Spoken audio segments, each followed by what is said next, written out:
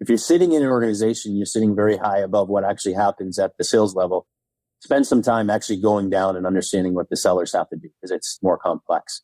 And you have to stay really, really disciplined and you have to put the effort in. So how do they do that is by adding value, by selling solutions and outcomes and creating a level of credibility to where you're advising. You're really a highly paid consultant, if you will. And if you can establish credibility and you have knowledge about the space, then you're going to probably have the ability to get more access and have more conversation. So that's our baseline. Welcome to Revenue Insights. Every week, we'll be joined by revenue leaders from some of the most successful and highest growing companies. Together, we explore how they built their revenue teams, the journeys that they've been on, and the lessons they have learned along the way. Revenue Insights is brought to you by Ebster. We're a revenue intelligence platform designed to help revenue teams to build more pipeline, close more deals, and retain more customers.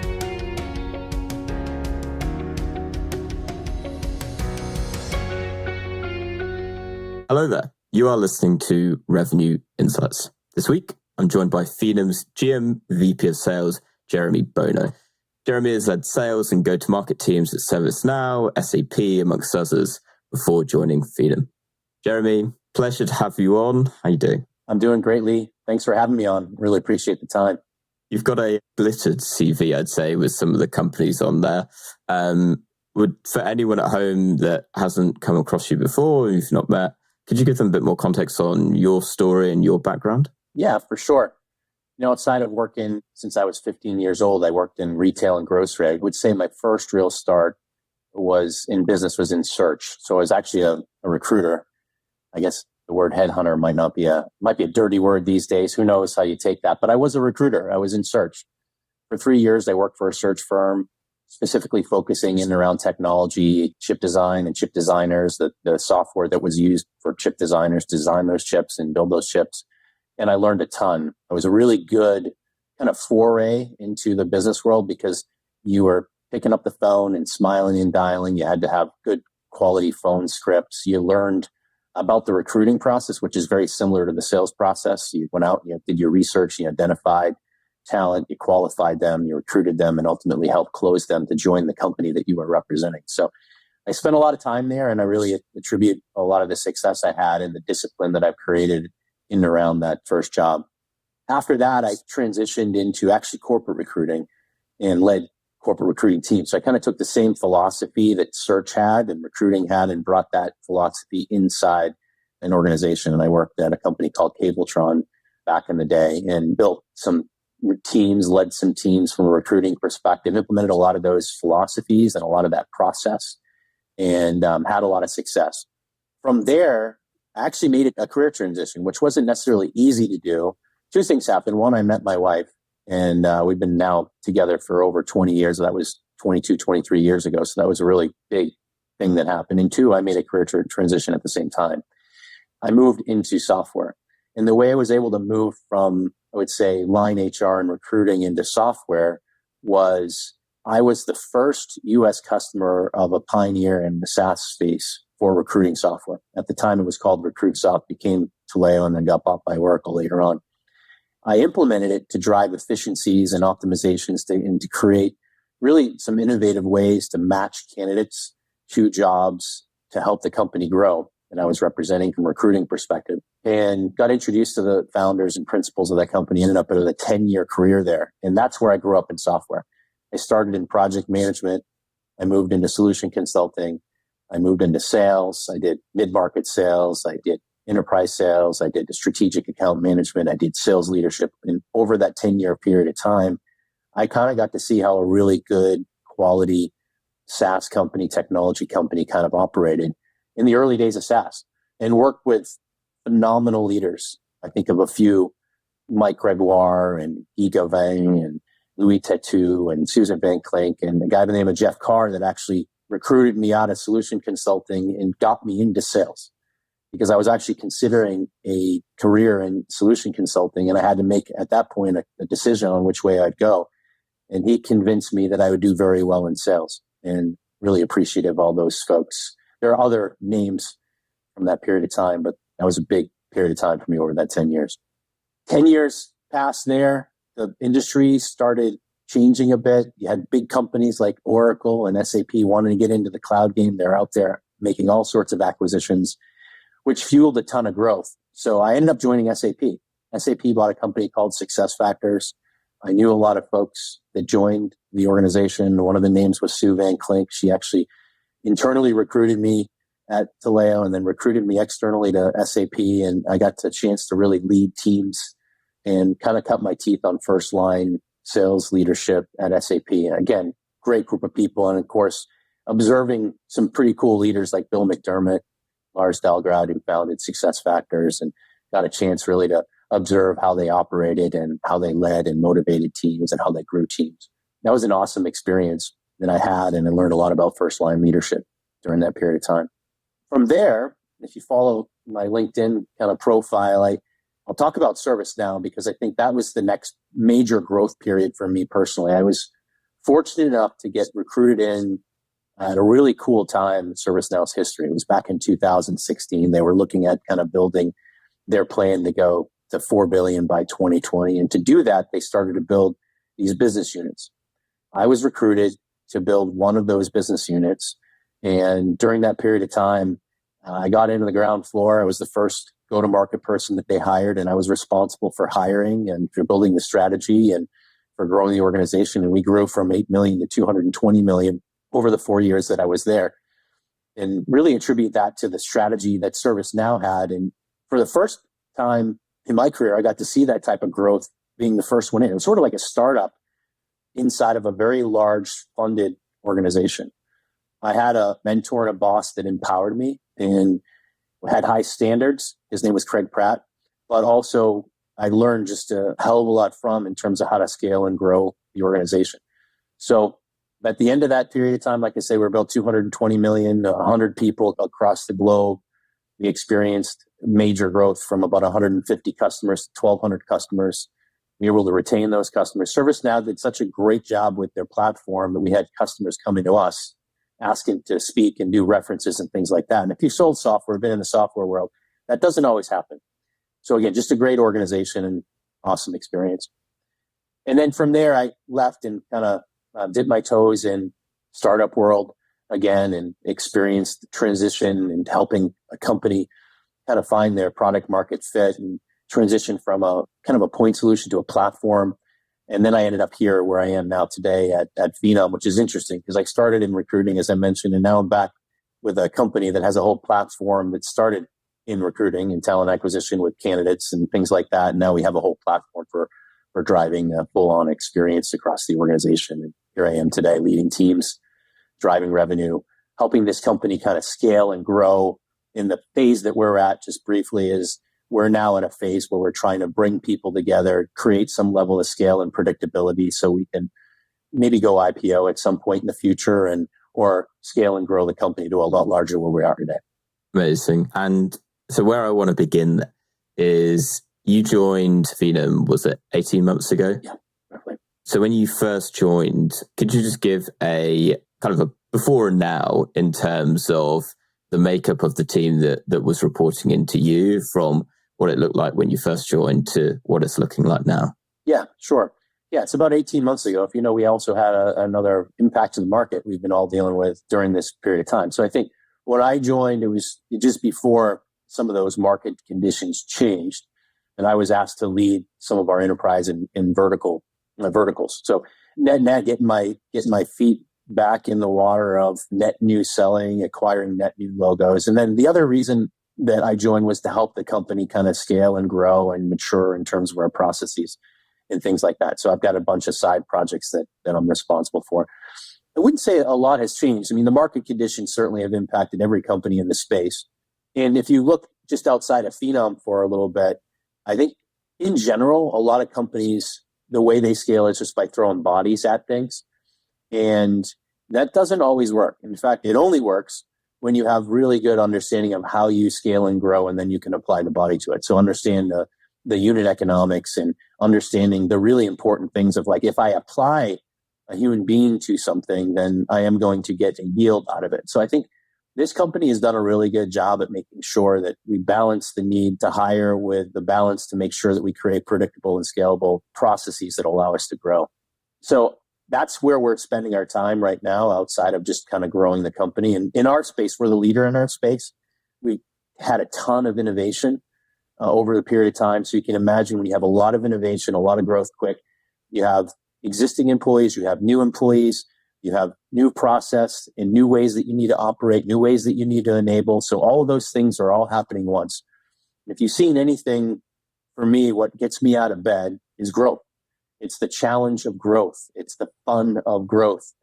And when you're able to do it, there's a huge reward, not just monetarily, just from a standpoint of seeing the success and working with people and as a team, doing things together to actually grow the organization, scale the organization. So that's where we're at right now. I completely agree. And so let's dig into that a little bit more and the point around growth. So in the time that you have been there now, what have been some of those moments, perhaps a few different successes that you've had over the past 18 months where I guess it's the moments that put a smile on your face where it's like, this is why I do the job, because you're seeing something that you went and implemented really working. Yeah, I've always been the type to not want to sell software. I want to sell an outcome.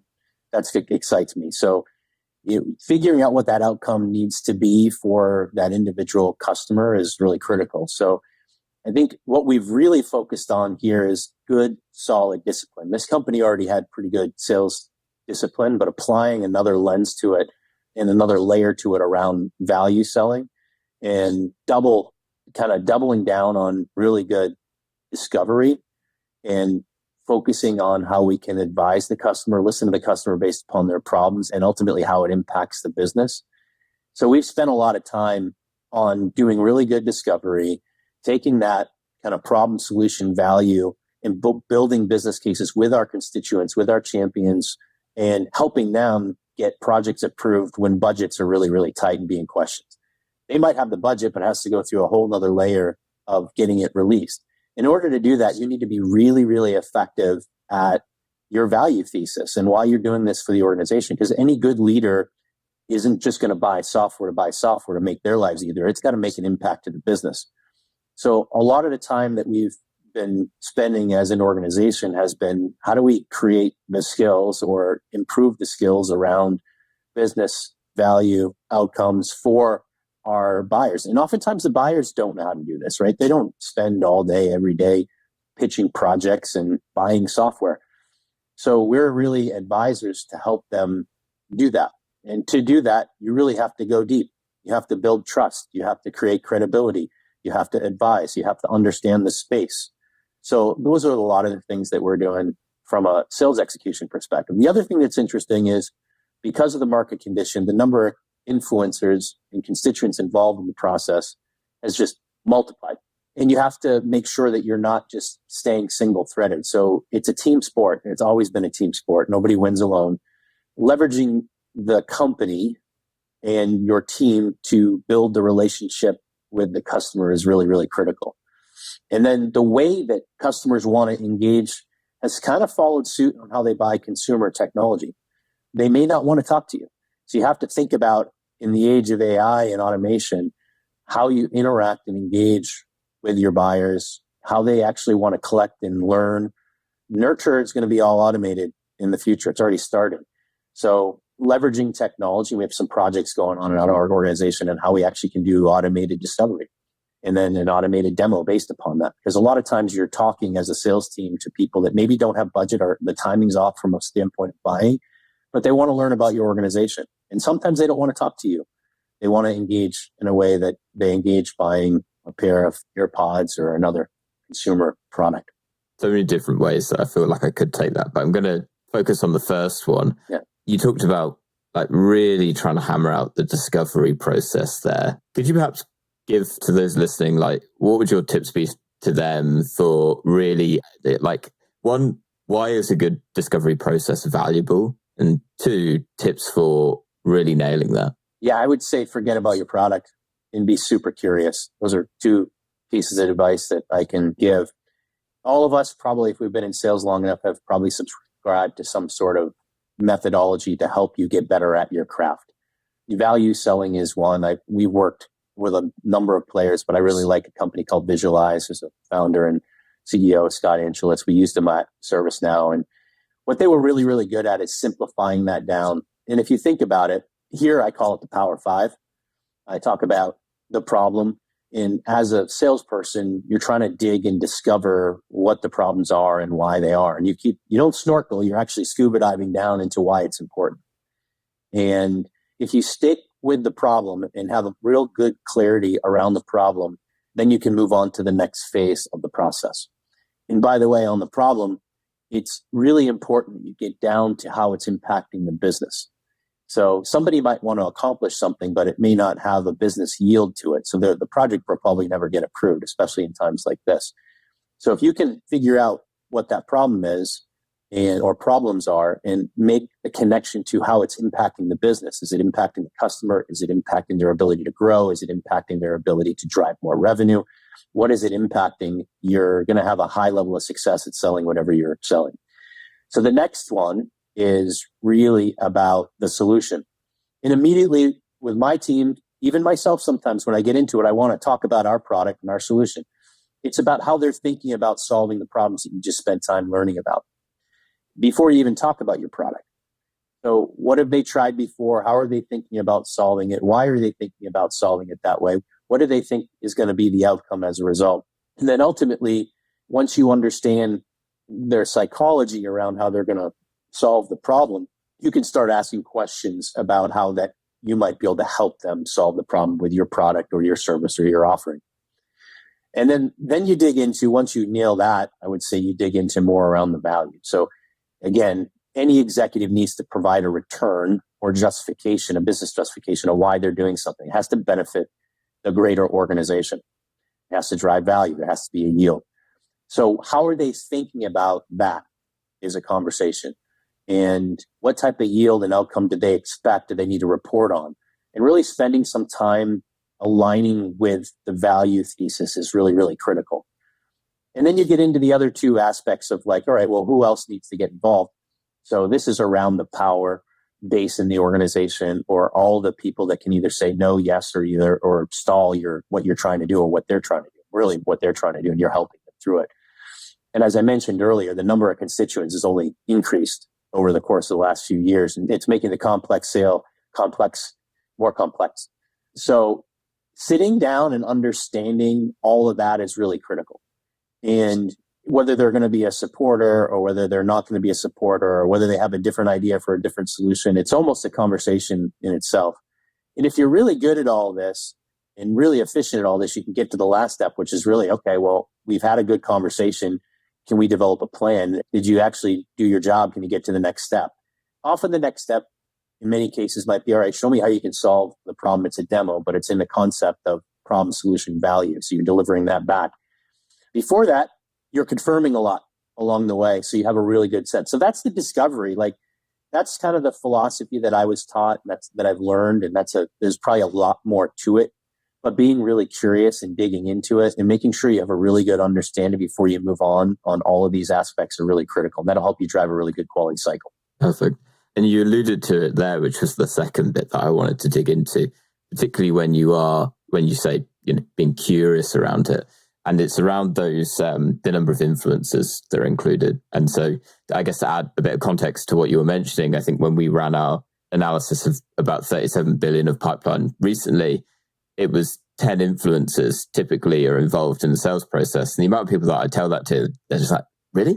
Yeah, it's surprising to people. It's like, is it really that many? Because oftentimes, particularly when we look at the number of influencers that sellers are typically engaging, it's more around the 3, maybe to 6 number. And so there's a real disparity there. And what so often then comes up, which is what I'd love to hear your point of view on, is how are you recommending that your teams go about multi-threading deals as opposed to single-threading them? So it's from the understanding who are the influencers through to how do you actually get them engaged and on board? Yeah, well, it certainly isn't easy. That's one of the things I think. If you're sitting in an organization, you're sitting very high above what actually happens at the sales level. Spend some time actually going down and understanding what the sellers have to do because it's more complex. And you have to stay really, really disciplined and you have to put the effort in. So how do they do that is by adding value, by selling solutions and outcomes and creating a level of credibility to where you're advising. You're really a highly paid consultant, if you will. And if you can establish credibility and you have knowledge about the space, then you're going to probably have the ability to get more access and have more conversations. So that's a baseline. Like, be a student of your craft, a student of the business, a student of the customer, their customers. Really get a good sense for who you're talking to and what the challenge is. So you're actually teaching them something when you come to the table. If you do that, then you're going to naturally, people are going to want to talk to you. They're going to want to hear what you have to say. Now, the tactical part of multi-threading is really understanding the who first. Like you mentioned 10, that's spot on. In some cases, it's more than 10, depending upon the complexity of the company or things like that. So understanding the who is the first step to the process. And then you never go into a sales conversation by yourself these days. We're all surrounded by great resources. So the really, really good sellers they're trying to figure out how do they leverage everybody and align everybody in an account and being okay with it. So it's a conversation, whether it's a deal review or part of the weekly calls or just stand-ups, whatever you're trying to do, you're all in sync with what's happening. And the actual seller is coordinating and quarterbacking that whole process. So use other people as part of the process. And don't be fooled. If somebody's not willing to give you access, why? Is that because you haven't created credibility? Is that because they want to go about it on their own? We have all this knowledge and data. If you stay there, you're likely going to be stalled or you'll lose your deal. And that's what we see happen with the data that we look at every single day. We often try to get to the executive and the ultimate power person, decision maker. Because I can tell you, I just did 3 or 4 of them the last few weeks, and our teams, both at the champion level and at the seller level, thought everything was great. We did an executive review, and they're concerned about capacity. They're concerned about the priority of the project. They're concerned about the cost of the project. They don't really fully understand why they're doing the project. So up and down the organization, you have to create clarity as to the business value and justification, understand the questions that they have, and then leverage people in the organization to help you collect that data, build the relationships and things like that. The one bit that I want to dig into perhaps a little bit more there, when you say, assumedly, to the example that you've just given with the executives, assumedly you've got kind of the relationship there. So what does that look like in reality when you're actually doing it? Is that a meeting that you're having that you're taking your rep into and it's quite an open conversation? Is that something that you're kind of doing on the side? I'm just very curious because that's, as you say, so often it's those high-level executives that you really want to get on board because they're ultimately going to be the real gatekeepers at the end of it. They go, we don't have the budget for this. We don't have capacity for it. Yeah. I mean, it's kind of a test to see how serious they are about doing something. So if you have an executive sponsor in a particular customer, getting access to them is asking. And here's why you're asking. And ultimately, if you have a really good champion, they're willing to do that for you. And you can articulate why it's important because you go through all these processes, you see all these cycles. It's really, really critical. So if they're agreeing to the meeting, that's probably a really good sign. If they're not agreeing to the meeting, you want to know why. Is because they have other priorities. They don't care about this project. And that's pretty telling in the sales cycle. But usually if you have a qualified deal and you're in process, they do want to align and hear from another executive. It could be that they attended an early presentation and we're going back and tapping them and wanting to align with them. It could be that they want to hear more about our strategy as a company or where we're investing. So they're curious.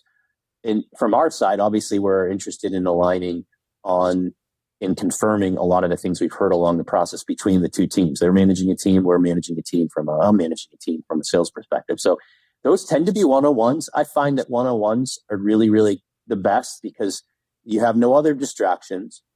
People tend to be a little bit more open and more direct, and they're not as careful with what they need to say or how they say it because there's nobody else in the room. And they want to talk to another decision maker. So it's just as much on me to come prepared as my sellers to those conversations. And the way I start those conversations is really around confirming the outcomes. Here's what we heard through the process. This is what your team tells me in terms of what they're trying to accomplish and why they're trying to accomplish it. We believe that these are the problems and these are the business issues and ultimately these are the outcomes. Is that correct? Do I have that correct? If not, please help me understand. And that's the start of the conversation oftentimes. And then from there, it goes into, all right, here, in my understanding in terms of what's important to you in terms of go live dates or launch dates and when you want to actually see those outcomes, you confirm a lot of that stuff. and where we are in the process. And then hopefully offering up some advice if they have questions or concerns, or, hey, what do you think about this? You're getting them to maybe think about things maybe a little bit differently, offering a different perspective, and then leaving the door open to continue the conversation. Whether that happens right away or that happens down the line after they go live, they always have an executive that they can help navigate inside your own organization or help to solve a problem or answer a question. Well, I love that. And what was coming up for me was how that so nicely aligns with this point you were making earlier around you are selling an outcome and not the solution, right? And actually got that trust and credibility there where it's how can we work together rather than how can you buy our software, right? Yeah, I mean, nobody wants to force a square peg into a round hole or get on a call and pressure an executive into signing a deal. Like, if you do all the right things, it will happen naturally. And that's what ultimately matters. You want to have the customer's best interest. Yeah, we're all trying to work on linearity monthly or quarterly or whatever our goals are, but it's not about us. It's about the customer. And the better we get at thinking through the customer lens, the more success we're going to have meeting our numbers and objectives and our commitments to our organizations. Yeah, perfect. It's something that I was kind of thinking about before coming into this, and you really kind of alluded to it when you were talking around your remit coming in around scaling and growth. And it's a very common goal, right? For every sales team, given the state of the market in software sales right now. Obviously, it depends on every single business, but what is your approach around really, I don't want to say selling in economic downturn, because I think from what we're seeing, it's that we've kind of hit the bottom of that, and actually we're starting to come out of it from the analysis that we've done. However, I think what's been very common in the folks that I've spoken to, there's very much this change in perspective of, okay, it's not about growth at all costs anymore. We're not just going to invest willy-nilly into hiring more sellers. Instead, it's starting to look at how can we be more efficient? How can we do this more sustainably and more predictably?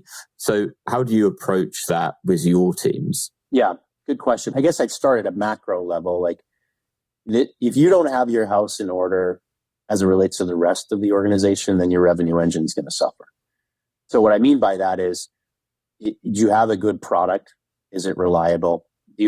As a result, do you have customers that are happy with it? They're receiving the outcomes and the value that you state. Do you implement well? Do you support well?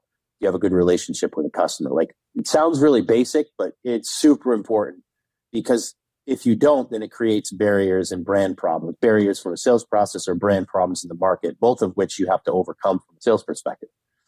And they happen with software and technology. So if you have an issue, as long as you have a plan, a timeline, and the result, people can understand those things. So it's in a downturn, hopefully your house is in order, so you're not dealing with those things, because to your point, we've all sold through downturns. And if you have a solution that's going to do more, right, or less, it's going to automate things, it's going to drive value, it's going to align with what they're trying to do from an organizational perspective, then they're always going to invest in those things. So back to, from a sales perspective, it sounds like a broken record, but you got to understand it. So if you value selling, then you can typically get through and be successful in a downturn, because if you're either adding value and it's creating some sort of yield for the organization, you're solving a business issue, or you're not. And if you're not, then you're going to be left on the sideline, and you might get lucky every once in a while. You either got to figure that out and figure out what your value prop is to an organization, and ultimately validate that value throughout the whole cycle of the relationship with the customer, or you already have it in place and you're experiencing some level of success. So those are some things that at a macro level and at a sales execution level that are really, really critical. And those are hard conversations sometimes, because you don't never want to use any of that as an excuse from a sales perspective. But at the leadership level, you do want to have real conversations grounded in the truth and get to the root cause and what's preventing some of the things that are preventing you maybe from scaling and growing efficiently. And on that note, it's something that I did want to ask, and because it's really around that point of scalability, it's something that we were looking at in our analysis was around quota attainment. And it comes up a lot with CROs and VP of sales that I talk to, because it's this classic 80-20 situation where we've got 20% of our sellers at the top and 80% at the bottom that aren't necessarily consistently hitting their quota, right? Yeah. And to your point, it's not necessarily around just we're just going to keep chopping off the bottom and continue adding more in the top, hoping that this is going to get better. So from that point of view of scaling and growth, you obviously want to create, and don't want to take words out of your mouth, but you want to create that scalable foundation, right? So how are you approaching that within Phenom around quota attainment, and how are you, I guess, not only investing more in your top performers, but also how are you working with your, I don't want to say lower performers, but you know, the middle of the pack to help get them onto the next level? Yeah, I think to your point, it's a lot easier when you have a smaller team that's engaged, and there's a dynamic there with smaller teams that can create a pretty big outcome. When you start to scale and grow, I had mentioned earlier in our conversation around just adding humans to the equation. It really works unless you have a really deep understanding of why it will work. So the first thing that comes to mind when I think about like that quota attainment is I look at the profile. Like we use Octus. It's an assessment tool. It's one of the things that it does, but it actually looks at the top performers of the organization, and then we go through an assessment. And when we interview people, we measure against our top performers and then hire against the top performer characteristics. And also, it's really a cool assessment because it helps you interview appropriately and maybe shows you based upon the results where you should dig in. So net, have conviction and clarity around your hiring profile. Have a good, solid process and be disciplined around it. And don't deviate from it. You might, in some cases, it's okay to experiment and you don't ever lose if you're learning, but try to, once you have a process, stick with the process. And where we start to go astray as leaders or organizations is when we lose discipline. We lose discipline in the sales process. We lose discipline in the hiring process. We lose discipline in our go-to-market process. It's hard, but those that are disciplined and operate that way have the most success. So that's the first thing. And then I would say we don't really, in many cases, help the sellers. So you have to create a culture of it's okay to fail. And as mentioned earlier, one of my strong beliefs is that you never lose if you learn. And if you're learning and you're actively applying those learnings to the next opportunity, then you're going to get better. So create a culture where you're not you're cracking the whip all the time. Sometimes you need to but create a culture. Hey, it's okay to fail. Learn from it. Let's move on, apply from it, and then try to scale it. So that's the other part around leveraging effectively an enablement team that's aligned to your go-to-market strategy, that's aligned to your hiring strategy, and really can create a framework and then really good content based upon where each of the sellers are at. So meeting the seller where they're at. In many cases, they just need a playbook for creating pipeline. In other cases, they need a playbook for executing well against a sales process, right? Or proper discovery, whatever those areas are. So creating that. And then I think the first line leaders are really critical roles in really any organization, in particular in sales and the sales organization, because they have to manage, but their job is a coach. So, and they need to be adding value, not just reporting up. They need to be adding value down to the individual seller and understanding the skills and where they're really strong and maybe where they're a little weaker, where you can help fill in. It might be different for each one of your performers. So if you can figure that out, I think you can have a lot more success at trying to rounding out that curve where you have the haves and the have-nots, if you will. I would love to ask, if you're happy to share, what are the characteristics of your top performers that you've kind of taken forwards into hiring? Yeah. Well, I mean, naturally, there's somebody that has experienced some level of success before. So if you're looking for somebody a little bit more seasoned, they've had some success, and the way they've had success is through some of the way they operate, how disciplined they are. So their principles for applying a lot of what we talked about with value selling through the process, by nature, they're highly curious. I would say they're responsible. I would say there's a level of intensity. All of those three, by the way, are part of our core values at Phenom. So you can apply those core values into the sales process. Intensity, not in a bad way, just intensity from a standpoint of when I show up, I'm showing up with my all.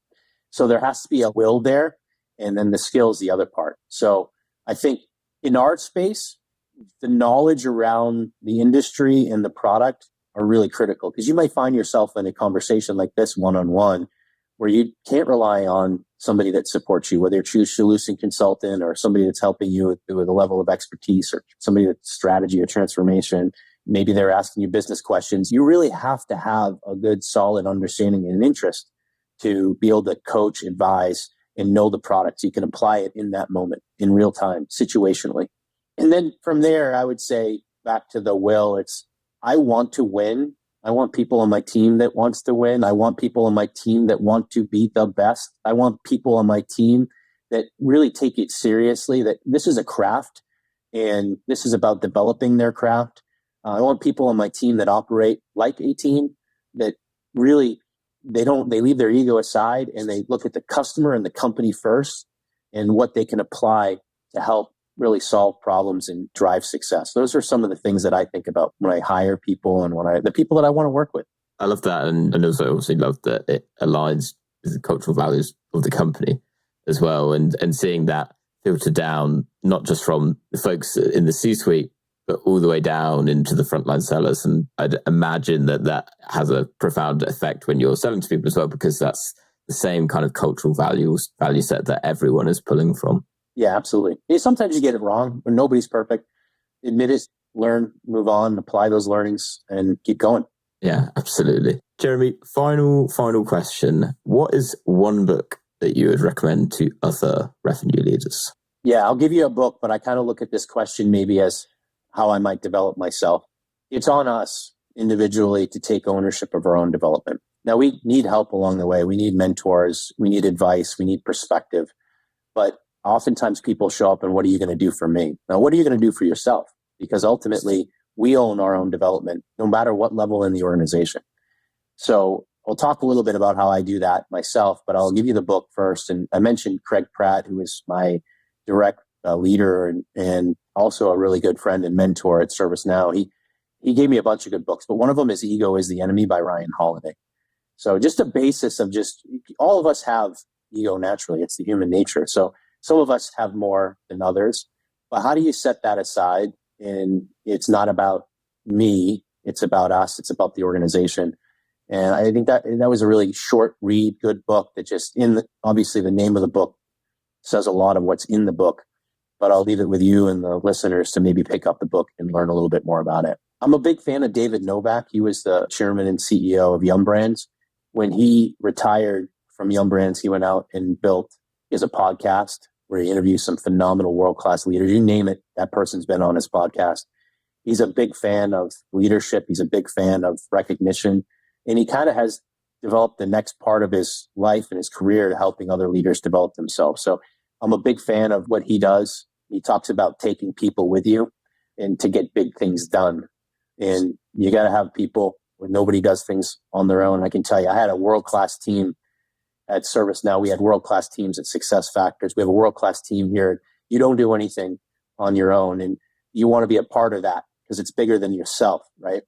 And then I belong to a community called Pavilion. It used to be called the Revenue Collective. Two of my colleagues at ServiceNow, when I left ServiceNow, actually introduced me to them. And one of the reasons why I joined is because I had traveled so much around the world in my roles, and I live in New England and found myself not really knowing a lot of network and other revenue leaders in the New England area. So that was one of the main reasons I joined, is to start to build my network here locally, because I've been traveling all over the world. With that, now Pavilion membership, I've taken their revenue ops schooling, which is a 10-week course and ultimately a certificate. It's obviously homework, but they bring in every week a new speaker and you learn a ton about that. I just finished the CRO school over there. I learned a lot from that. So it's that concept of never stop learning and be super curious, and how do you better yourself every single day? That's the framework that I've used. I also have a plan. Like, my goal someday is to become a CRO of an organization. When that time comes, it will be when it comes. Up until that point, if I'm serious about it, I've got to become quote unquote CRO ready. And in order to do that, I've got to up my game. So for me, the areas that I'm working on is around executive influence, data, really understanding the unit economics of your operation, of your organization, more on the financial side, so I can have good conversations across the executive team. These are all things that I am working on personally to get me to that next level. So many fantastic recommendations. I would second Ego is the Enemy. That also great book. And shout out to the folks at Pavilion as well. I myself have done a few of their courses as well. And it goes a long way to, I think, starting to put more practical tips on the kind of topics that we talk about on this show. into practice. So do check them out. And I'll make sure that we've got links to all of those down in the show notes below. Spectacular. Jeremy, thank you so much for your time and for your insight. For anyone listening, if they've got any questions for you or they perhaps want to connect, where can they find you? Thank you, Lee. Find me on LinkedIn. I love to connect and talk with folks. I learn a lot from those conversations. I learned a lot from this conversation, Lee. So I appreciate you and the time you've given me today. I hope it was useful to the folks that are listening. Thank you so much. And I learned a huge amount from it anyway. So thank you so much again, Jeremy. And to everyone that's listened this week, we shall catch you next week. Thank you. Thanks for listening to Revenue Insights. If you want to learn more, subscribe to our newsletter and we'll deliver every episode straight to your inbox. If you have any questions, feel free to connect with us on LinkedIn. Our links will be in the episode notes. See you next week.